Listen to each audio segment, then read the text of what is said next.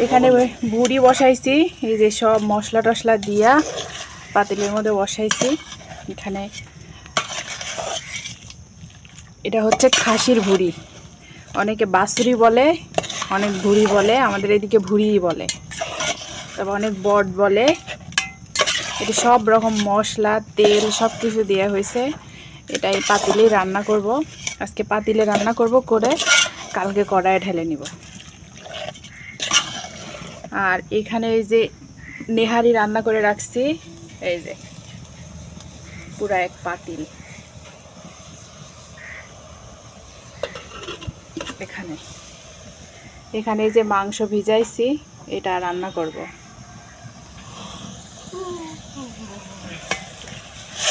মাটির চুলায় রান্না হাইরে মজা লাগে।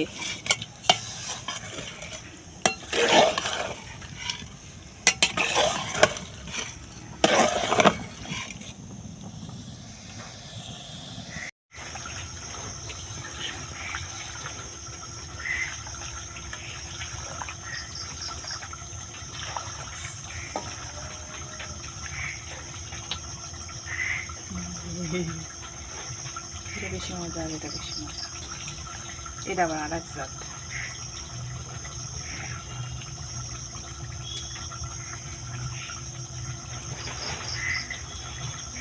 একই সাথে থাকে অথচ কত নাম।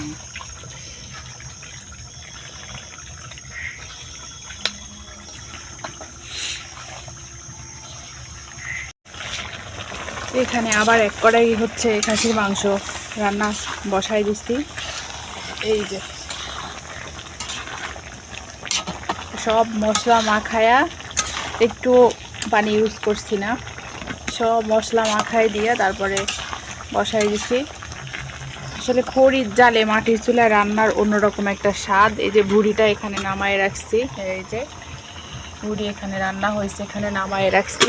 আর এখানে এই যে নেহারিটা এখানে এই পাতিলে নামায় রাখছি। সব রান্না এই যে সুন্দর করে গুছায় নিছি। আসলে মাটির চুলায় রান্না করার অন্যরকম একটা আনন্দ আর অন্যরকম একটা স্বাদ হয়। সব কিছুই মাটির যাই রান্না করি না কেন অন্যরকম একটা স্বাদ হয়।